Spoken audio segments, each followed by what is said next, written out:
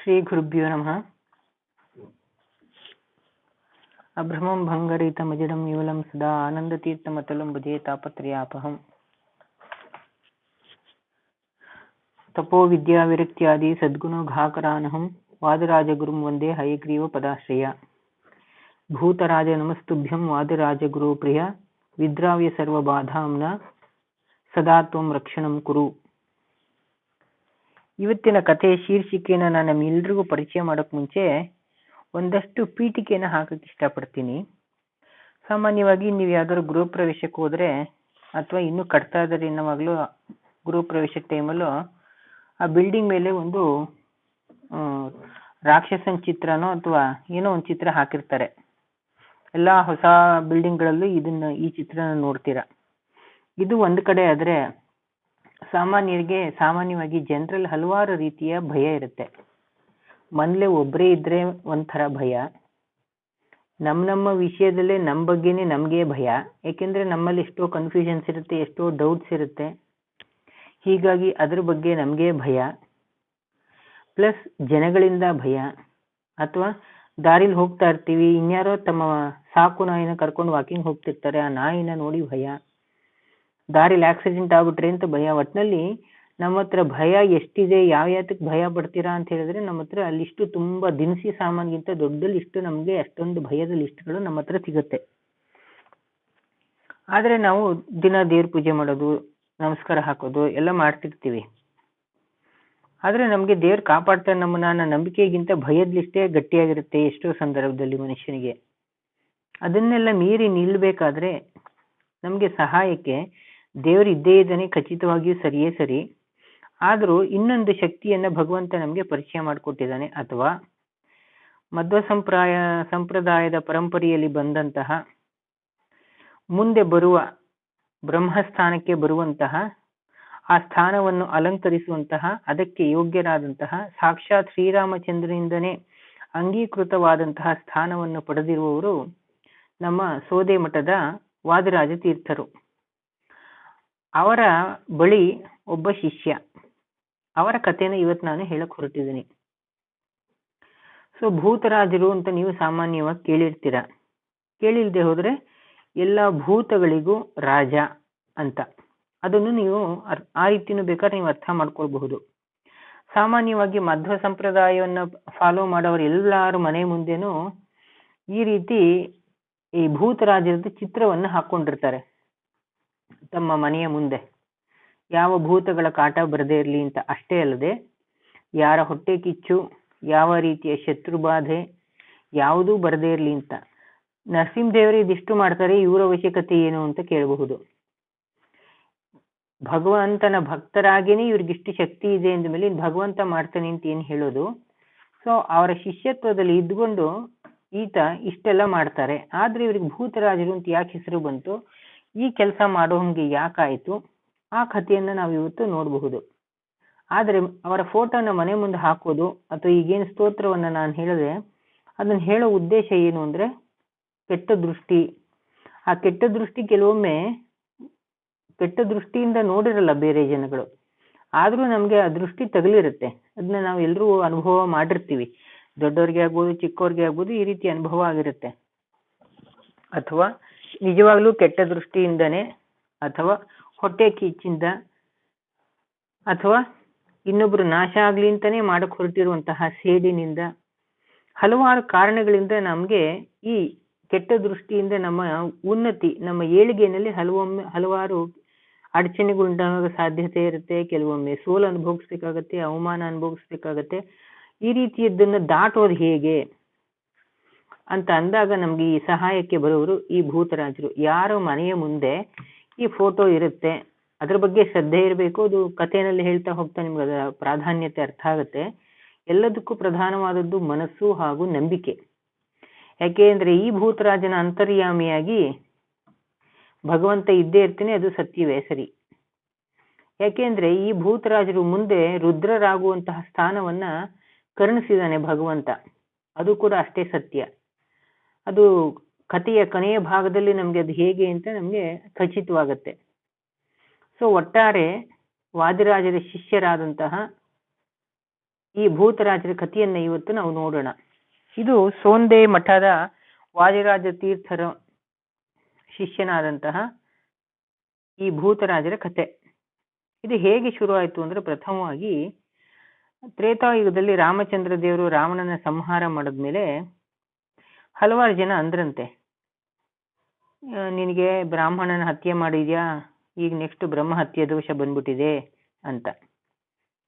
ಶ್ರೀರಾಮಚಂದ್ರ ಅಂದ್ರೆ ನಮ್ಮ ಭಗವಂತ 14 ಲೋಕವನ್ನ ಸೃಷ್ಟಿ ಮಾಡಿ, ಸ್ಥಿತಿಯನ್ನ ತಂದು, ಲಯವನ್ನ ಮಾಡಿ, ಹಲವಾರು ಯುಗಗಳ ಸೃಷ್ಟಿ ಸ್ಥಿತಿ ಲಯಕ್ಕೆ ಕಾರಣನಾದಂಥವನು, ಬ್ರಹ್ಮರಿಗೆ ಹಲವಾರು ಬ್ರಹ್ಮಸ್ಥಾನವನ್ನು ಕೊಟ್ಟು ಬೇರೆ ಬ್ರಹ್ಮರನ್ನ ತಂದು ನಿಲ್ಸೋನು, ಅವನಿಗೆ ಯಾವ ಬ್ರಹ್ಮ ಹತ್ಯೆ ದೋಷ?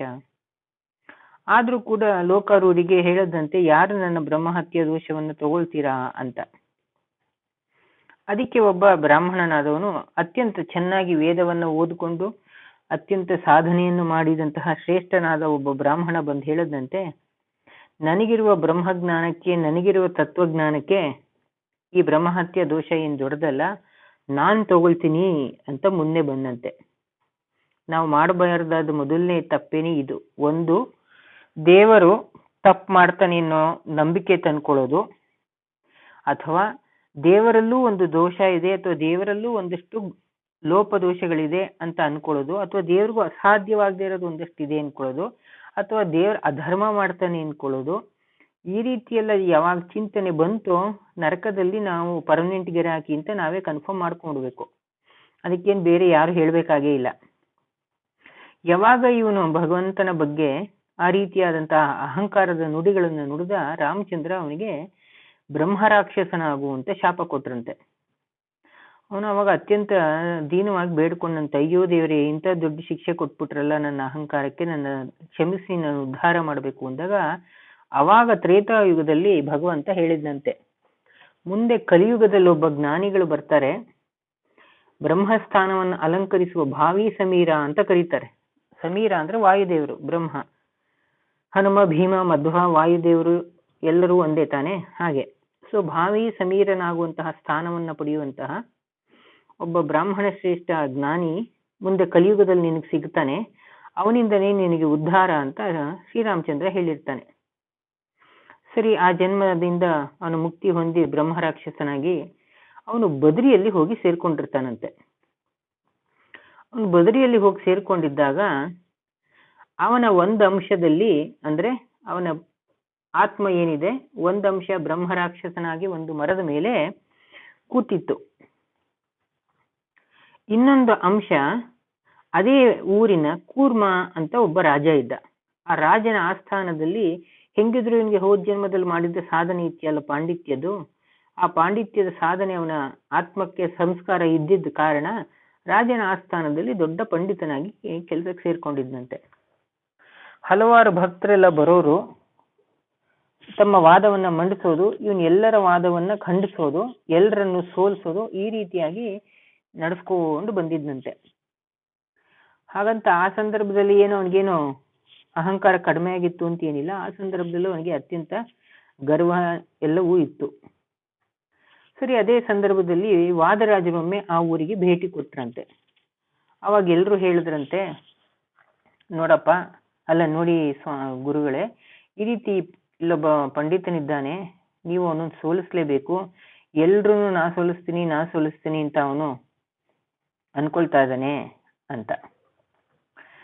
ಸರಿ ಅಂತ ಇವ್ರು ಹೋಗಿ ಅವನನ್ನ ವಾದದಲ್ಲಿ ಸೋಲ್ಸಿದ್ರಂತೆ. ಸೋಲ್ಸಿದ ಮೇಲೆ, ಈಗ ನೀ ನನ್ನಿಂದ ಸೋತಿದ್ಯಾ, ಈಗ ನಿನಗಿರೋ ಈ ಅಹಂಕಾರ ಏನು, ಎಲ್ರನ್ನೂ ತುಚ್ಛವಾಗಿ ಕಾಣೋದು, ಜ್ಞಾನಕ್ಕೆ ಬೆಲೆ ಕೊಡದೇ ಇರೋಂಥದ್ದು. ಯಾಕೆಂದ್ರೆ ಇವ್ರು ಬಂದಾಗ ಅನ್ನಂತೆ, ನೀವೇನ್ ಮಹಾ, ನಿಮ್ಮ ಜ್ಞಾನವೇನ್ ಮಹಾ, ನೀವನ್ನ ಸೋಲಿಸ್ಬಿಡ್ತೀನಿ, ಎಲ್ರನ್ನೂ ಸೋಲಿಸಿದೀನಿ, ಅದ್ರಲ್ಲಿ ನೀವು ಒಬ್ರು ಅನ್ನುವಂತಹ ರೀತಿಯಲ್ಲಿ ಮಾತಾಡೋದಂತೆ. ಇನ್ನೊಬ್ಬರ ಜೀವ ಸ್ವರೂಪ ಹೇಗಿರುತ್ತೆ ಅಂತ ನಮಗ್ ಗೊತ್ತಿರಲ್ಲ. ಮನುಷ್ಯನ ಚರ್ಮದ ಬಣ್ಣ, ಅದರ ರೂಪ, ಅವರ ಇರುವಿಕೆಯನ್ನು ಕಂಡು ನಾವು ಇವ್ರಿಷ್ಟೇ ಅಂತ ಲೆಕ್ಕ ಹಾಕ್ಬಿಟ್ಟು ಏನಾದ್ರು ಫುಲ್ ಸ್ಟಾಪ್ ಇಟ್ರೆ, ದೇವ್ರು ನಮ್ಮ ಬದುಕ ಫುಲ್ ಸ್ಟಾಪ್ ಇಡ್ತಾನೆ. ಇನ್ನು ಎಚ್ಚರಿಕೆಯಲ್ಲಿ ನಾವು ಸದಾ ಇರಬೇಕು. ಅವನ್ ಮಾಡಿದ ತಪ್ಪು ಅಷ್ಟೇ. ಎಲ್ಲರೊಂದಿಗೆ ಇವರನ್ನು ಹೋಲಿಸಿ ಮಾಡಿದ ಅಹಂಕಾರದ ಮಾತು ಅವರು ಖಂಡನೆ ಮಾಡಲೇಬೇಕಾದ್ದೆ. ಧರ್ಮ ಗುರುಗಳು. ಯಾಕೆಂದ್ರೆ ವಾದರಾಜರು ಅಂತಂದ್ರೆ 8ನೇ ವಯಸ್ಸಿನಲ್ಲಿ ಉಪನಯನ ಆದ ತಕ್ಷಣ ಅವರು ಸನ್ಯಾಸ ಸ್ವೀಕಾರ ಮಾಡಿ ಒಟ್ಟು 112 ವರ್ಷ ತಮ್ಮ ಕೈಯಿಂದ ಉಡುಪಿ ಕೃಷ್ಣನನ್ನ ಪೂಜೆ ಮಾಡಿದಂತಹ ಅತ್ಯಂತ ಶ್ರೇಷ್ಠ ಗುರುಗಳು. 120 ವರ್ಷದ ಆಯುವಿನಲ್ಲಿದ್ದವರು, ಪಂಚ ಪರ್ಯಾಯವನ್ನ ಮಾಡಿದಂತಹ ಅತ್ಯಂತ ಶ್ರೇಷ್ಠ ಗುರುಗಳವರು. ಸೊ ಭಾವಿ ಸಮೀರರು ಅಂದ್ಮೇಲೆ ಏನ್ ಹೇಳಬೇಕಾಗಿಲ್ಲ, ನಾವು ನೀವು ನಿರ್ಧಾರ ಮಾಡಿರೋದಲ್ವಲ್ಲ. ಬ್ರಹ್ಮಸ್ಥಾನವನ್ನ ಪಡಿಬೇಕಾದ್ರೆ ಭಗವಂತನಲ್ಲದೆ ಅಪಾಯಿಂಟ್ಮೆಂಟ್ ಲೆಟರ್ ಇನ್ಯಾರು ಕೊಡಕ್ ಸಾಧ್ಯ? ಅಂಥ ಸ್ಥಾನದಲ್ಲಿ ಇದ್ದವ್ರನ್ನ ಇವನು ಇಷ್ಟು ತುಚ್ಛವಾಗಿ ಮಾತಾಡ್ದ ಅಂದ್ರೆ ಅದು ಸಹಜವಾಗಿ ದಂಡನೀಯವಾದಂತಹ ವಿಷಯನೇ. ಸರಿ, ಅಂತ ಅವನಿಗೆ ಬ್ರಹ್ಮರಾಕ್ಷಸ ಆಗುವಂತ ಮತ್ತೆ ಶಾಪ ಸಿಕ್ತು. ಆವಾಗ ತನ್ನ ಮೂಲ ರೂಪದಲ್ಲಿ ಏನು ಒಂದು ಮರದಲ್ಲಿ ಇದ್ದ, ಅವಾಗ ಅಲ್ಲಿ ಹೋಗಿ ಸೇರ್ಕೊಂಡ. ಮತ್ತೆ ಈಗ ಕೂರ್ಮರಾಜನ ಆಸ್ಥಾನದಲ್ಲಿ ಇದ್ದವನು. ಸರಿ, ಈಗ ಅವನು ಮತ್ತೆ ಇನ್ನೊಂದು ಜನ್ಮ ಎತ್ತು ಬರ್ಬೇಕಲ್ಲ ತನ್ನ ಮುಂದಿನ ಬದುಕು ನಡೆಸಕ್ಕೆ. ಆ ಮುಂದಿನ ಬದುಕನ್ನ ನಡೆಸಕ್ಕೆ ಅಂತ ಬಂದಾಗ ಒಮ್ಮೆ ಏನಾಗುತ್ತೆ, ದ್ವಾದಶಿ ದಿನ ಇವರು ಜಪಕ್ಕೆ ಕೂತಿರ್ತಾರೆ ವಾದರಾಜರು. ಜಪಕ್ಕೆ ಕೂತಿದ್ದಾಗ ಎಲ್ಲ ಶಿಷ್ಯರು ಟೈಮ್ ಆಯ್ತು. ಯಾಕೆಂದ್ರೆ ನಮ್ಮ ಹಂಗೆ ಮಾಮೂಲಿ ಸ್ನಾನ ಮಾಡ್ತೀವಿ, ಒಂದಷ್ಟು ದೇವ್ರ ಮುಂದೆ ಪೂಜೆ ಮಾಡ್ತೀವಿ, ದೀಪ ಹಚ್ತೀವಿ, ಮಂಗಳಾರತಿ ಮಾಡ್ತೀವಿ, ಗಂಧದ ಕಡ್ಡಿ ಹಚ್ತೀವಿ, ನೈವೇದ್ಯ ಆಯ್ತು, ಮುಗಿದೋಯ್ತು. ಇಷ್ಟೇ ನಮ್ ಲೆಕ್ಕ ಮ್ಯಾಕ್ಸಿಮಮ್. ಗಟ್ಟಿ ಪೂಜೆ ಮಾಡ್ಬಿಟ್ಟೆಪ್ಪ ನಾನು ಅಂದ್ರೆ. ಆದ್ರೆ ಯತಿಗಳದು ಹಾಗಿರೋದಿಲ್ವಲ್ಲ. ಯತಿಗಳ ಪದ್ಧತಿಯಲ್ಲಿ ತುಂಬಾ ಸುದೀರ್ಘವಾದಂತಹ ಪೂಜಾ ಪದ್ಧತಿ ಇರುತ್ತೆ. ಪಂಚತಂತ್ರ ಆಗಮದ ಪ್ರಕಾರ ಅವರುಗಳೆಲ್ಲ ಪೂಜೆ ಮಾಡೋದು, ಅವರ ಧ್ಯಾನ ಎಲ್ಲ ತುಂಬಾ ಹೊತ್ತು ಹಿಡಿಯುತ್ತೆ. ಅಲ್ಲಿಯ ತನಕ ಅವ್ರು ಊಟ ಮಾಡೋ ಹಾಗಿಲ್ಲ. ದ್ವಾದಶಿ ಮೇಲೆ ಬೆಳಗಾಗಿದ್ದೇ ಊಟ ಮಾಡಬೇಕು. ಅಷ್ಟರೊಳಗೆ ಸಂಸ್ಥಾನ ಪೂಜೆ ಜೊತೆ ಇದಿಷ್ಟು ಕಾರ್ಯವನ್ನು, ಜಪದ ಜೊತೆಗೆ ಇದಿಷ್ಟು ಕಾರ್ಯವನ್ನು ಅವ್ರು ಮುಗಿಸಿರ್ಬೇಕು. ಅಂದ್ರೆ ಮಿನಿಮಮ್ ಅಂದ್ರು 3 ಗಂಟೆಗೆ ಎದ್ದು ಮಿಕ್ಕಿದ 6 ಗಂಟೆ ಅಷ್ಟೊಂದು ಇಷ್ಟೆಲ್ಲ ಮುಗಿಸುವಂತ ಸಂದರ್ಭ ಇರುತ್ತೆ. ಅವತ್ತಿನ ದಿನ ವಾದರಾಜರು ಪೂರ್ತಿ ಅಸಂಪ್ರಜ್ಞಾತ ಯೋಗಿಯ ಸ್ಥಾನಕ್ಕೆ ಅಂದ್ರೆ ಪೂರ್ತಿ ಈ ಪ್ರಪಂಚದ ಆಗು ಹೋಗುಗಳನ್ನ ದಾಟಿ ನಿಲ್ಲುವಂತಹ ರೀತಿಯಲ್ಲಿ ಅವರು ತಮ್ಮ ಧ್ಯಾನಕ್ಕೆ ಹೊರಟು ಹೋಗ್ಬಿಟ್ಟಿದ್ರಂತೆ. ಕಡೆಗೆ ಒಬ್ಬ ಶಿಷ್ಯ ಬಂದು, ಸಾಮಾನ್ಯವಾಗಿ ಆ ರೀತಿ ಇದ್ದಾಗ ಯಾರು ಡಿಸ್ಟರ್ಬ್ ಮಾಡಕ್ ಹೋಗಲ್ಲ, ದ್ವಾದಶಿ ಆದ ಕಾರಣ ಯತಿಗಳನ್ನ ಬಿಟ್ಟು ಯಾರು ಊಟ ಮಾಡಕ್ಕಾಗಲ್ಲ, ಕಾರಣ ನೈವೇದ್ಯ ಎಲ್ಲ ಆಗೋದಿರುತ್ತೆ, ಪೂಜೆ ಮಂಗಳಾರತಿ ಆಗೋದಿರುತ್ತೆ ಅಂತ ಕಡೆಗೆ ಡಿಸ್ಟರ್ಬ್ ಮಾಡ್ಬೇಕಾಗಿ ಬಂತು. ಯಾಕೆಂದ್ರೆ ಬೇರೆಯವರೆಲ್ಲ ನಿಟ್ಟುಪವಾಸ ಮಾಡಿರ್ತಾರೆ, ಕಾಯ್ಕೊಂಡಿರ್ತಾರೆ ಅಂತ. ಒಬ್ಬ ಬಂದು ಎಚ್ಚರಿಸಿದಾಗ ಸಹಜವಾಗಿ ಒಬ್ಬ ಬ್ರಾಹ್ಮಣನಂತೆ ಯತಿಯಂತೆ ಸ್ನಾನ ಮಾಡಿ ಎಲ್ಲ ತೀರ್ಥ ತಗೊಂಡು ಊಟ ಕೂತ್ಬಿಟ್ರಂತೆ. ಅವಾಗ ಈ ನಾರಾಯಣಾಚಾರ್ಯ ಅಂತ ಅವ್ರ ಹತ್ರ ಕೆಲ್ಸಕ್ಕಿದ್ದ ಈ ಬ್ರಾಹ್ಮಣ.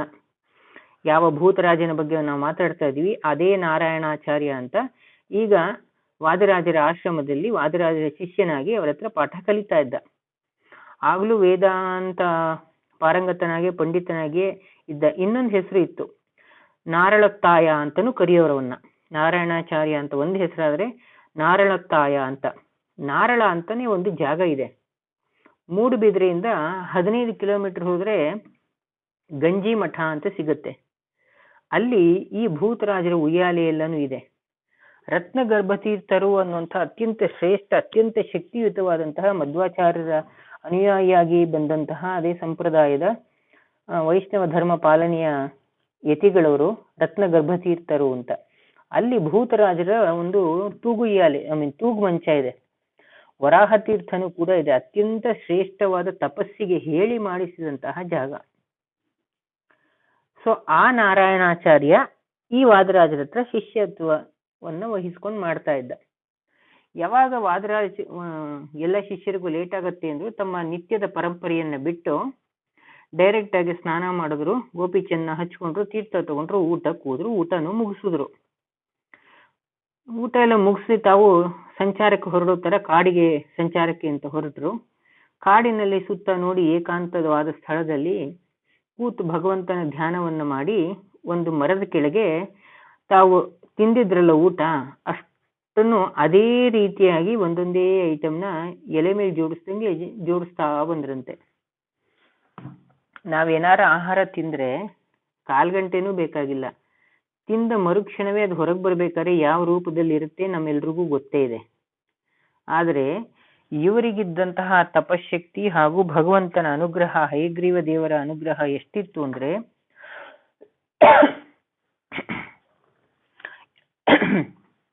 ಯಾವ್ಯಾವ ಐಟಮ್ ತಿಂದಿದ್ರು ಅಷ್ಟು ಐಟಮ್ಗಳು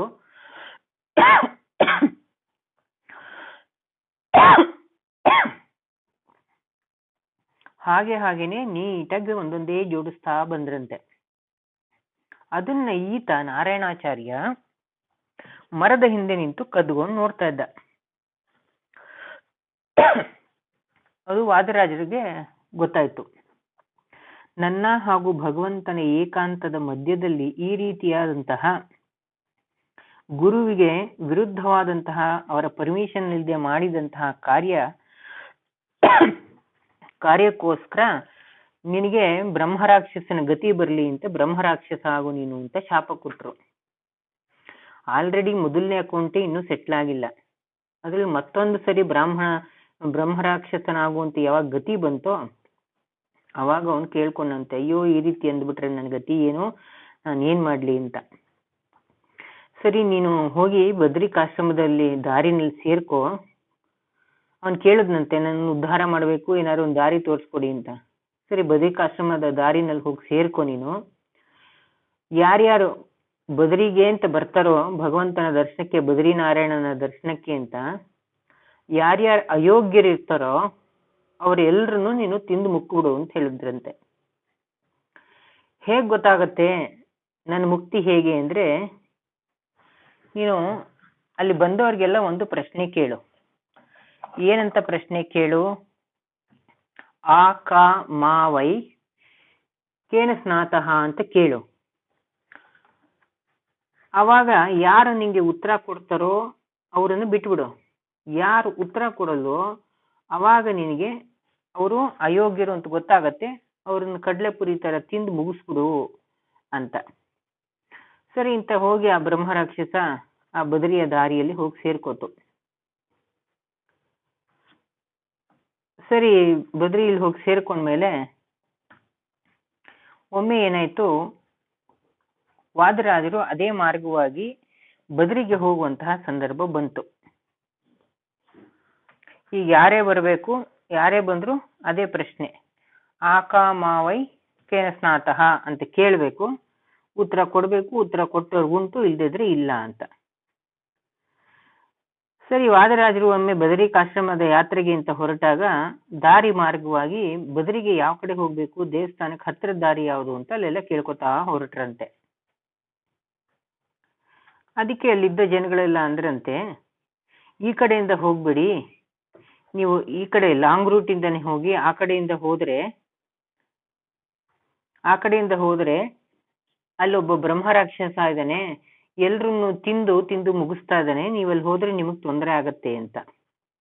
ಆದ್ರೆ ವಾದರಾಜರ ಉದ್ದೇಶ ಇದ್ದಿದ್ದೇನು, ಅವ್ರ ಶಿಷ್ಯರನ್ನು ಹುಡ್ಕೊಂಡು ಹೋಗೋದೇ ಉದ್ದೇಶ ಇತ್ತು. ನಾರಾಯಣಾಚಾರ್ಯ ಎಲ್ಲಿದ್ದಾನೆ ಅಂತಾನೆ ತಿಳ್ಕೊಬೇಕಿತ್ತು. ಕಡೆಗೆ ಅದೇ ಮಾರ್ಗವಾಗಿ ಹೊರಟ್ರು. ಅದೇ ಮಾರ್ಗವಾಗಿ ಹೊರಟಾಗ ಮತ್ತೆ ಆ ಬ್ರಹ್ಮರಾಕ್ಷಸ ಹಂಗೆ ಅವನು ಮರ್ತು ಬಿಡಿದಾನ. ಅವನು ಇದು ವಾದರಾಜರು ತಡೆದಿದ್ದಾನ, ಇಷ್ಟೆಲ್ಲ ಮಾಡಿದ್ದೆ, ಈ ಗತಿ ಬಂದಿದೆ ಅಂತ. ಸರಿ ಮತ್ತೆ ಯಥಾ ಪ್ರಕಾರ ತಡೆದಿದ್ದು ಎಲ್ಲ ಆಯ್ತು. ತಡೆದಿದ್ದೆಲ್ಲ ಆದ್ಮೇಲೆ ಹೇಳಿದ್ರಲ್ಲ ವಾದರಾಜರು, ಅವ್ರು ಏನ್ ಹೇಳಿದ್ರು, ಮುಕ್ತಿಗೆ ಏನ್ ಹೇಳಿದ್ರು ಮಾರ್ಗ ಅಂದ್ರೆ, ಆಕ ಮಾವೈ ಕೇನ ಸ್ನಾತಃ ಅಂತ ಕೇಳು, ಯಾರು ಉತ್ತರ ಕೊಡಲ್ವೋ ಅವ್ರನ್ನ ತಿನ್ನು, ಯಾರು ಉತ್ತರ ಕೊಡ್ತಾರೋ ಅವರೇ ನಿನ್ನ ಮುಕ್ತಿಗೆ, ಈ ಬ್ರಹ್ಮರಾಕ್ಷಸತ್ವದ ಮುಕ್ತಿಗೆ ಕಾರಣ ಅಂತ ತಿಳ್ಕೊ, ಅವ್ರ ಕೈ ಕಾಲು ಹಿಡಿದು ಉದ್ಧಾರ ಆಗು ನೀನು ಅಂತ ಅವ್ರಿಗೆ ಹೇಳಿದ್ರು. ಸರಿ ಈಗ ವಾದರಾಜರು ಬಂದಿದ್ದ ಉದ್ದೇಶನೇ ಅದು, ಅವ್ರ ಕಾಲ ಕೂರು ಬಂದಿತ್ತು ಅನ್ಸುತ್ತೆ ಉದ್ಧಾರ ಆಗೋದು. ವಾದರಾಜರು ಬಂದ ತಕ್ಷಣ ಆ ಬ್ರಹ್ಮರಾಕ್ಷಸ ಹಿಡ್ಕೋತು, ಈ ನಾರಾಯಣಾಚಾರ್ಯ ಬ್ರಹ್ಮರಾಕ್ಷಸ ಹಿಡ್ಕೊಂಡು ಆಕ ಮಾವೈ ಕೇನ ಸ್ನಾತಃ ಅಂತ ಕೇಳ್ತು. ಅದಕ್ಕೆ ವಾದರಾಜರಂದ್ರು ಆಕ ಮಾವೈ ತ್ವಮ್ನ ಸ್ನಾತಃ ಅಂತ ವಾದರಾಜರು ಉತ್ತರ ಕೊಟ್ರು. ಅವಾಗ ಇದಕ್ಕೆ ಗೊತ್ತಾಯ್ತು, ನನ್ನ ಬ್ರಹ್ಮ ರಾಕ್ಷಸತ್ವ ಮುಕ್ತಿಗೆ ಇವರೇ ಕಾರಣ, ಇವರೇ ಜ್ಞಾನಿಗಳು ಅಂತ ನನ್ನ ಉದ್ಧಾರ ಮಾಡಿ ಯಾರು ನೀವು ಅಂತ ಕಾಲ್ ಹಿಡಿದು ಬೇಡ್ಕೊತು. ಸರಿ ಆಕ ಮಾವೈ ಕೇನ ಸ್ನಾತಃ ಅಂದ್ರೆ ಏನ್ ಅರ್ಥ ಅಂತ ಫಸ್ಟು ಯಾಕೆಂದ್ರೆ ನಮ್ಗೆ ಅರ್ಥವಾಗಬೇಕಲ್ಲ. ಯಾಕೆಂದ್ರೆ ಹೋಗಿ ಬರೋರಿಗೆಲ್ಲ ಸಂಸ್ಕೃತ ಎಲ್ಲಿ ಗೊತ್ತಿರುತ್ತೆ? ಸಂಸ್ಕೃತ ಗೊತ್ತಿದ್ರು ಇಷ್ಟು ಜಾಣತನದಲ್ಲಿ ಕೋಡ್ ವರ್ಡಲ್ಲಿ ಕೇಳಿದ್ರೆ ಯಾರು ತಾನು ಉತ್ತರ ಕೊಡ್ತಾರೆ? ಫಸ್ಟ್ ಆಫ್ ಆಲ್ ಸಂಸ್ಕೃತವೇ ಗೊತ್ತಿರಲ್ಲ, ಅದರಲ್ಲೂ ಈ ತರ ಜಾಣತನದ ಮಾತಂತೂ ಸರಿಯೇ ಸರಿ. ಆಕಾಮಾವೈ ಕೇನ ಸ್ನಾತಃ ಅಂದ್ರೆ ಆ ಅಂದ್ರೆ ಆಷಾಢ ಮಾಸ, ಕ ಅಂದ್ರೆ ಕಾರ್ತೀಕ ಮಾಸ, ಮಾ ಅಂದ್ರೆ ಮಾಘ ಮಾಸ, ವೈ ಅಂದ್ರೆ ವೈಶಾಖ ಮಾಸ. ನಮ್ಮ ಹಿಂದೂ ಕ್ಯಾಲೆಂಡರ್ ಪ್ರಕಾರ ಈ 4 ತಿಂಗಳಲ್ಲಿ ಪ್ರತಿಯೊಬ್ಬ ಹಿಂದೂವು ಕಡ್ಡಾಯವಾಗಿ ನದಿ ಸ್ನಾನ ಮಾಡಲೇಬೇಕು. ವಾದರಾಜರು ಹೇಳಿ ಕಳಿಸಿದ್ರು, ಈ 4 ತಿಂಗಳಲ್ಲಿ ಯಾವ ಯಾತ್ರಿ ನದಿಯಲ್ಲಿ ಸ್ನಾನ ಮಾಡಿದೀನಿ ಅಂತ ಹೇಳ್ಕೊತಾನೋ ಅವನನ್ನ ಮುಂದೆ ಹೋಗೋಕ್ ಬಿಟ್ಬಿಡು, ಅವನು ಭಗವಂತನ ದರ್ಶನಕ್ಕೆ ಅಧಿಕಾರಿ, ಮಿಕ್ಕವ್ರು ಯಾರನ್ನೂ ಅಧಿಕಾರಿಗಳಲ್ಲ ಅಂತ. ಈ 4 ತಿಂಗಳಲ್ಲಿ ಸ್ನಾನ ಮಾಡಿದ್ರೆ ನಮಗೆ ಯಾವ್ಯಾವುದೋ ಕೆಟ್ಟ ಕೆಟ್ಟ ಜನ್ಮಗಳು ಬರುವಂತಹದ್ದಿರುತ್ತಲ್ಲ, ಅದಷ್ಟು ನಾಶವಾಗುತ್ತೆ. ನಾಯಿನೋ, ಕೋತಿನೋ, ಹಂದಿನೋ, ಕ್ರಿಮಿಯೋ, ಕೀಟವೋ, ಭೂತವೋ, ಪಿಶಾಚಿಯೋ ಏನೇನಾಗುವಂತ ಕರ್ಮ ಮಾಡಿರ್ತೀವಿ ನಮಗ್ ಗೊತ್ತಿರಲ್ಲ.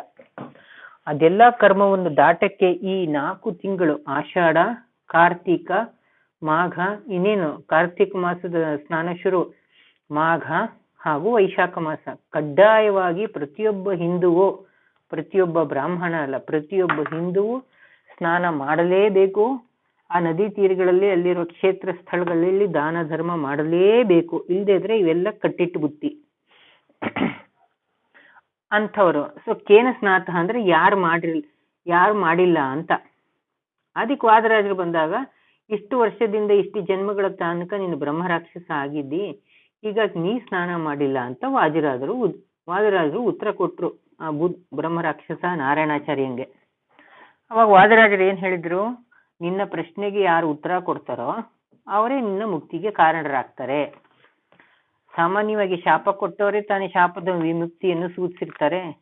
ವಾದರಾಜರು ಗೊತ್ತಿತ್ತು ಯಾರು ಉತ್ತರ ಕೊಡೋಕ್ಕಾಗಲ್ಲ, ಯಾಕೆಂದ್ರೆ ಇದು ಪ್ರಾರಬ್ಧ ಕಳಿಬೇಕು, ಆಮೇಲೆ ಇದು ಉದ್ಧಾರ ಆಗ್ಬೇಕು. ಸೊ ತಾವೇ ಉದ್ಧಾರ ಮಾಡ್ಬೇಕು ಅಂತ. ಇದಕ್ ಮುಂಚೆ ಒಂದು ಟ್ವಿಸ್ಟ್ ನಡೆದಿರುತ್ತೆ. ಏನದು ಅಂದ್ರೆ, ಅದೇ ಮಾರ್ಗದಲ್ಲಿ ಅಶ್ವತ್ಥಾಮ ಅವರು ಚಿರಂಜೀವಿಗಳು ಅಲ್ಲೇ ಸಂಚಾರ ಮಾಡ್ತಾ ಇರ್ತಾರೆ. ಯಾವಾಗ ವಾದರಾಜರಲ್ಲಿ ಬಂದಿದ್ರೋ ಅವಾಗ ಇದಕ್ಕೆ ಸ್ವಭಾವತಃ ಪಂಡಿತನಾದ್ರಿಂದ ಪಂಡಿತನ ಸ್ವಭಾವದಿಂದ ಯಾರು ಸಿಕ್ಕರೆ ಪಂಡಿತರ ತರ ಯಾರು ಕಂಡ್ರೆ ಅವ್ರನ್ನ ವಾದ ಕೇಳೋಣ, ತಾನು ವಾದ ಮಾಡೋಣ ಅಂತ ಒಳಗಡೆಯಿಂದ ಒಂಥರ ಉತ್ಸುಕತೆ, ಒಂಥರ ಆಸಕ್ತಿ ಒಳಗಡೆಯಿಂದ ಉಕ್ಕೇರಿ ಬರ್ತಾ ಇರ್ತಿತ್ತು. ಇದಕ್ಕೆ ತಡ್ಕೊಳಕ್ ಆಗ್ತಿರ್ಲಿಲ್ಲ. ಸರಿ, ವಾದರಾಜರಿಂದ ವಾದಕ್ಕೆ ಬನ್ನಿ ಅಂತ ಕರೀತು. ಏನು, ವಾದರಾಜರನ್ನ ವಾದಕ್ಕೆ ಬನ್ನಿ ಅಂತ ಕರೀತು. ಸರಿ, ವಾದರಾಜರಂದ್ರು, ನಾನು ವಾದಕ್ಕೆ ಕೂತ್ರೆ ನಮ್ಮಿಬ್ಬರಲ್ಲಿ ಗೆದ್ದವ್ರು ಯಾರು ಅಂತ ಡಿಸೈಡ್ ಮಾಡಕ್ ಒಬ್ರು ನ್ಯಾಯಾಧೀಶರಾಗಿ ಸಿಗಬೇಕಲ್ಲ ನಮ್ಗೆ ಅಂತ ಅಂದಾಗ, ಅವಾಗ ಈ ಅಶ್ವತ್ಥಾಮಾಚಾರ್ಯರು ಸಾಕ್ಷಾತ್ ರುದ್ರಾಂಶ ಸಂಭೂತರು, ಅಂದ್ರೆ ರುದ್ರದೇವರ ಅಂಶವಿರುವಂತಹವರು. ಹೀಗಾಗಿ ಅವರನ್ನ ಕರೆದು, ಈಗ ನಾವಿಬ್ರು ವಾದ ಮಾಡ್ತೀವಿ, ನಮ್ಮಿಬ್ರಲ್ಲಿ ಯಾರು ಗೆಲ್ತಾರೆ ಅಂತ ನೀವು ನಿರ್ಣಯ ಮಾಡಿ ಅಂತ ರುದ್ರದೇವರು ಅಂದ್ರೆ ಅಶ್ವತ್ಥಾಮನಿಗೆ ಆ ಕೆಲಸವನ್ನ ಕೊಟ್ರು. ನಾವು ಮರಿಬಾರ್ದು, ಅಶ್ವತ್ಥಾಮರು ಅಂದ್ರೆ ರುದ್ರಾಂಶ ಸಂಭೂತರು ಅಂದಮೇಲೆ ಅವ್ರಿಗೆ ಆರ್ಡರ್ ಮಾಡ್ಬೇಕಾದ್ರೆ ಅವರಿಗಿಂತ ಉನ್ನತ ಸ್ಥಾನದಲ್ಲಿ ಇರುವಂತಹ, ಅವರ ತಂದೆಯ ಸ್ಥಾನದಲ್ಲಿರುವಂತಹ ಭಾವಿ ಬ್ರಹ್ಮರಾದ ವಾದಿರಾಜರು ಮಾತ್ರ ಹೇಳಕ್ ಸಾಧ್ಯ. ಅವ್ರು ಆಗಿದ್ದಕ್ಕೇನೆ ಆ ರೀತಿ ಅವ್ರು ಹೇಳಿದ್ರು, ಅದಾಗಿದ್ದಕ್ಕೇನೆ ಈ ಅಶ್ವತ್ಥಾಮಾಚಾರ್ಯರು ಸಹ ಅದನ್ನ ಒಪ್ಕೊಂಡ್ರು ಅಂತ. ಸರಿ, ಯಾವಾಗ ಇವರಿಬ್ರು ವಾದದಲ್ಲಿ ಕಡೆಗೆ ಈ ನಾರಾಯಣಾಚಾರ್ಯ ಭೂತರಾಜ ಏನಿದಾನೆ ಅಥವಾ ಬ್ರಹ್ಮರಾಕ್ಷಸ ಏನಿದ್ದ ನಿಭಾಯಿಸಕ್ಕಾಗ್ಲಿಲ್ವೋ, ಅವಾಗ ಸುಮ್ಮನಾದಾಗ ಕಡೆಗೆ ವಾದರಾಜರು ಅಶ್ವತ್ಥಾಮಾಚಾರ್ಯನ ಕೇಳ್ತಾರೆ, ಯಾರು ಗೆದ್ರು ಅಂತ. ನೀವೇ ಗೆದ್ದಿದ್ದು, ಭೂತರಾಜ ಸೋತೋಯ್ತು, ಈ ಬ್ರಹ್ಮರಾಕ್ಷಸ ಸೋತೋಯ್ತು ಅಂತ. ಸರಿ, ಹಾಗಾದ್ರೆ ಸೋತೋದ್ಮೇಲೆ ಈಗ ನೀವು ಸೋಲು ಒಪ್ಕೋಬೇಕಾಗತ್ತೆ, ನಾನು ಹಿಂಗೆ ಶಾಪ ಕೊಡ್ತೀನಿ ಅಂತ ಅಂದಾಗ, ಅವಾಗ ಕಾಲು ಹಿಡಿದು ಉದ್ಧಾರ ಮಾಡಿ ಅಂದಾಗ ಇವರು ಉದ್ಧಾರ ಮಾಡಕ್ಕೆ ಹೇಳೋದು. ಅವಾಗ ತಮ್ಮ ಹತ್ರ ಭೂತರಾಜನನ್ನಾಗಿ ಸೇವೆಗೆ ಇಟ್ಕೊಳ್ಳೋದು ಇವರನ್ನ, ನಾರಾಯಣಾಚಾರ್ಯನನ್ನ. ಅಂದ್ರೆ ಯಾವುದೇ ಭೂತ ಪಿಶಾಚಿಗಳು ಯಾವುದೇ ಇರಲಿ, ಯಾವುದು ಇವರ ಹತ್ರ ಅಲ್ಲ, ಇವರ ಭಕ್ತರ ಹತ್ರನೂ ಸುಳಿದೇ ಇರೋ ಹಂಗೆ ಸೇವೆ ಮಾಡುವಂತಹ ಯೋಗ್ಯತೆಯನ್ನ ಈ ನಾರಾಯಣಾಚಾರ್ಯ ಕೊಟ್ರು. ಪ್ಲಸ್ ಮುಂದೆ ರುದ್ರದೇವರ ಸ್ಥಾನವನ್ನು ಕೊಟ್ರು. ಯಾಕೆ ಅಂದ್ರೆ ಇವರಲ್ಲಿ ಆ ಪಾಂಡಿತ್ಯ ಇದ್ದಿದ್ರಿಂದ. ಆ ಶರಣಾಗತಿ ಯಾವಾಗ ಬಂತು ಅವಾಗ ಇವರ ಕರ್ಮ ಕಳೆದಿತ್ತು, ಅದು ಮುಕ್ತಿ ಆಯ್ತು ಅಂತ. ಸರಿ, ಮುಂದೆ ಒಮ್ಮೆ ಇದೇ ತರ ಅವತ್ತಿಂದ ಅವ್ರನ್ನ ಭೂತರಾಜರು ಅಂತ ಕರೆಯಕ್ಕೆ ಶುರು ಮಾಡ್ತಾರೆ. ಇವರ ಆರಾಧನೆ ಸಮಯದಲ್ಲಿ ನೀವು ಸೋಂದೆ ಅಥವಾ ಸಿರಸಿ ಅಲ್ಲೆಲ್ಲ ನೀವು ಭೂತಾರಾಧನೆಯ ಬಗ್ಗೆ ಕೇಳಿದ್ರೆ, ಅಂದ್ರೆ ಈ ಭೂತರಾಜರ ಬಗ್ಗೆ ಮಾತಾಡ್ತಾ ಇರೋದು ಕೇಳಿದ್ರೆ ನೀವು ಅದರ ಶಕ್ತಿ ಏನು ಅಂತ ಕೇಳಿರ್ತೀರಿ. ಯಾವ್ದಾರ ಒಂದು ಸಂಕಲ್ಪ ಮಾಡ್ಕೊಂಡು ಒಂದು ತೆಂಗಿನಕಾಯಿ ಉರುಳಿಸಿದ್ರೆ ಅದ್ರ ಜುಟ್ಟು ಯಾವ ಕಡೆ ತಿರುಗುತ್ತೆ ಅನ್ನೋದ್ರ ಮೇಲೆ ಕೆಲಸ ಆಗುತ್ತೋ ಇಲ್ಲೋ ಅಂತ ತಕ್ಷಣನೇ ಗೊತ್ತಾಗತ್ತೆ ಅಂತೆಲ್ಲ ಮಾತಿದೆ. ಸೊ ಪ್ಲಸ್ ಎಲ್ಲಾ ತರದ ಭೂತಗಳು ಇವರ ಕಂಟ್ರೋಲ್ ಅಲ್ಲಿ ಇದೆ ಅನ್ನೋದು ಸರಿಯೇ ಸರಿ. ಯಾಕೆಂದ್ರೆ ಭೂತ ಗಣಗಳ ರಾಜ ರುದ್ರದೇವರು, ಭಾವಿ ರುದ್ರರು ಈ ಭೂತರಾಜರು. ಆ ಸ್ಥಾನವನ್ನು ವಾದರಾಜರು ಈ ನಾರಾಯಣಾಚಾರ್ಯರು ಸೋಕಾಲ್ಡ್ ಭೂತರಾಜರಿಗೆ ಆ ಸ್ಥಾನವನ್ನ ಕೊಟ್ರು. ಸೊ ಹೀಗಾಗಿ ಏನ್ ಪದ್ಧತಿ ಇರ್ತಿತ್ತಂತೆ ಅಂದ್ರೆ, ವಾದರಾಜರು ಎಲ್ಲೇ ಸಂಸ್ಥಾನ ಪೂಜೆಗೆ ಅಥವಾ ಯಾತ್ರೆಗೆ ಅಂತ ಹೊರಟ್ರೆ ಈ ವಾದರಾಜರ ಪಲ್ಲಕ್ಕಿಯನ್ನ ಏನ್ ಶಿಷ್ಯರು ಹೊರತಿದ್ರು ಮುಂದ್ಗಡೆ ಈ ಭೂತರಾಜರು ಹೊರತಿದ್ರಂತೆ, ಹಿಂದ್ಗಡೆ ಶಿಷ್ಯರು ಹೊರತಿದ್ರಂತೆ. ಅಂದ್ರೆ ದೂರದಿಂದ ನೋಡೋರ್ಗೆ ಏನ್ ಕಾಣುತ್ತೆ, ಮುಂದ್ಗಡೆ ಪಲ್ಲಕ್ಕಿ ಫುಲ್ಲು ಖಾಲಿ, ಹಿಂದ್ಗಡೆ ಮಾತ್ರ ಶಿಷ್ಯರು ಹೊತ್ಕೊಂಡ್ ಬರ್ತಿದ್ದಾರೆ ಅಂತ. ಇದನ್ನು ನೋಡಿ ಒಬ್ಬ ಏನ್ ಮಾಡದಂತೆ, ಯಾವ ಥರದವನು ಅಂದ್ರೆ ಈ ಅಥರ್ವಣ ವಿದ್ಯೆಯಿಂದ, ಅಂದ್ರೆ ಕ್ಷುದ್ರ ದೇವತೆಗಳನ್ನ ಒಲಿಸ್ಕೊಂಡು ದೆವ್ವಗಳನ್ನ ಕಂಟ್ರೋಲ್ ಇಟ್ಕೊಂಡಿರ್ತಾರಲ್ಲ, ಅವ್ರಿವ್ರ ಮನೆ ಹಾಳು ಮಾಡುವಂತಹ ಕೆಲಸ, ಮಾಟ ಮದ್ದು ಮಾಡಿಸುವಂತ ದುಷ್ಟ ಕೆಲಸಗಳಿಗೆ ಅಂತ ಒಂದಷ್ಟು ನಿಜವಾದ ಪಿಶಾಚಿಗಳನ್ನ ಕಂಟ್ರೋಲ್ ಅಲ್ಲಿ ಇಟ್ಕೊಂಡು ಮಾಡ್ತಿರ್ತಾರಲ್ಲ, ಆ ತರದವನೊಬ್ಬ ಏನ್ ಮಾಡೋದಂತೆ ಇದೇ ತರ ಭೂತಗಳನ್ನ ಕಂಟ್ರೋಲ್ ಅಲ್ಲಿ ಇಟ್ಕೊಂಡು ತನ್ನ ಪಲ್ಲಕ್ಕಿನ ಹೊತ್ಕೊಂಡ್ಬರಂಗ್ ಮಾಡ್ಕೊಂಡು ಈ ವಾದರಾಜರು ಹೋಗುವಂತ ಪಲ್ಲಕ್ಕಿ ಮುಂದೆನೆ ಬಂದಂತೆ. ಯಾವಾಗ ಆ ಪಿಶಾಚಿಗಳೆಲ್ಲ ಈ ಭೂತರಾಜರನ್ನ ನೋಡಿದ್ರು, ಅವ್ರ ಯಜಮಾನ ತಾನೆ, ನಮ್ ಬಾಸ್ ಬಂದ್ರು ಅಂತ ಆ ಪಲ್ಲಕ್ಕಿ ಹೊತ್ಕೊಂಡಿದ್ದಂತಹ ಭೂತಗಳೆಲ್ಲ ಆ ದುಷ್ಟ ಆಚಾರಿ ಯಾವನಿದ್ದ ಆ ರೀತಿ ಮಾಟ ಮಂತ್ರ ಮಾಡಿ ಭೂತಗಳನ್ನ ಕಂಟ್ರೋಲ್ ಇಟ್ಕೊಳ್ಳೋನು, ಅವನ ಪಲ್ಲಕ್ಕಿ ಹಂಗೆ ಬಿಟ್ಬಿಟ್ಟು ಇವುಗಳು ಹೊರಟ್ಬಿಟ್ವಂತೆ, ದಿಕ್ಕಾಪಾಲ ಓಡ್ಬಿಟ್ವಂತೆ. ಅಷ್ಟ್ರ ಮಟ್ಟಿಗೆ ಇವರು ತಮ್ಮ ಸೇವೆಯನ್ನ ನಿರಂತರವಾಗಿ ಈಗಲೂ ಸಹ ಮಾಡ್ತಿದ್ದಾರೆ ಅಂತ. ಪ್ಲಸ್ ಭೂತರಾಜರ ಆರಾಧನೆಯಲ್ಲಿ ಬಂಧೂಕಾ ಪುಷ್ಪ ಅಂತ ಒಂದು ಹೂವು, ಹಾಗೂ ಕೆಂಪು ಬಣ್ಣ ಅಂದ್ರೆ ಈ ಭೂತರಾಜರಿಗೆ ಅತ್ಯಂತ ಪ್ರಿಯ ಅಂತೆ.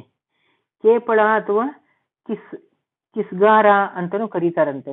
ಆ ಹೂವು ಅತ್ಯಂತ ಶ್ರೇಷ್ಠವಾದದ್ದು ಹಾಗೂ ಅತ್ಯಂತ ಪ್ರಿಯವಾದದ್ದಂತೆ ಭೂತರಾಜರಿಗೆ. ಸೊ ಅವರ ಪೂಜೆಯಲ್ಲಿ ಈ ರೀತಿಯ ಹೂವುಗಳ ಬಳಕೆ ಸದಾ ಇದ್ದೇ ಇರುತ್ತಂತೆ.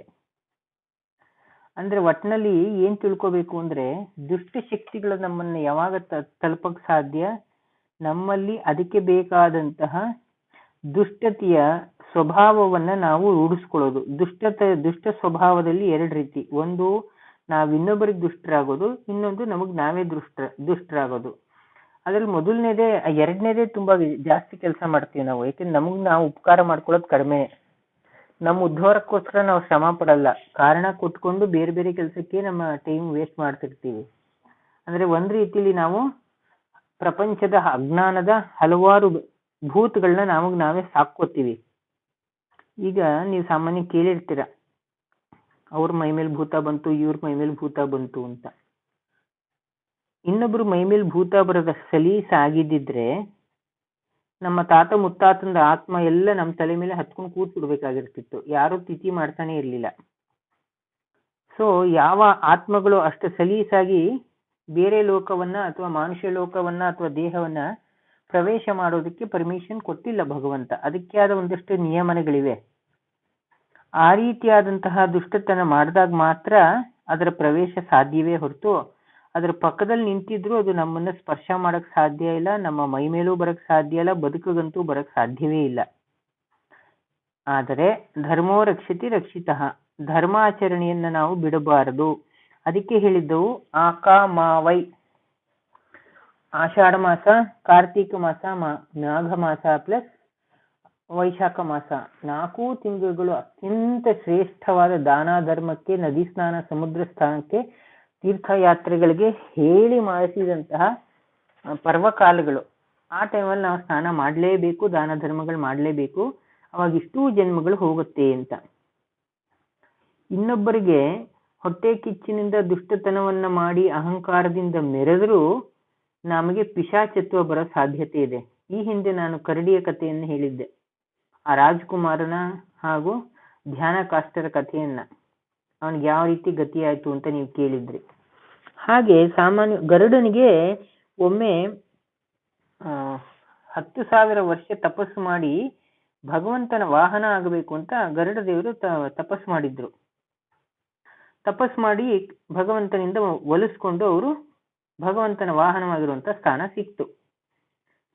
ಆದ್ರೆ ಒಮ್ಮೆ ಅವರಿಗೆ ಅಹಂಕಾರ ಬಂದು, ಭಗವಂತನ್ ನಮಗೆ ದೊಡ್ಡವ್ರಿಗೆ ನಮ್ಮ ಭಾರ ಏನ್ ಕಷ್ಟ ಅಲ್ಲ. ನಮ್ಮ ಭಾರ ಅಂದ್ರೆ ನಮ್ಮ ಕರ್ಮದ ಭಾರನೂ ಆಗ್ಬೋದು, ನಮ್ಮ ದೇಹದ ಭಾರನೂ ಆಗ್ಬೋದು. ಒಟ್ಟಿನಲ್ಲಿ ನಮ್ಮ ಜವಾಬ್ದಾರಿ ಕಷ್ಟ ಆಗಲ್ಲ. ನಮ್ಗೆ ಅವ್ರನ್ನ ತಿಳ್ಕೊಳ್ಳೋದೇ ದೊಡ್ಡ ಕಷ್ಟ. ಅವ್ರ ಭಾರ ಹೊರದ ಆಮೇಲಿನ ಮಾತು. ಆದ್ರೆ ಅಹಂಕಾರ ಬಂದ್ರೆ ದೊಡ್ಡವರಿಂದ ಏನಾಗತ್ತೆ, ಮನುಷ್ಯ ಎಷ್ಟು ಮಟ್ಟಿಗೆ ಬಿದ್ದು ಹೋಗ್ತಾನೆ ಏನಕ್ಕೆ.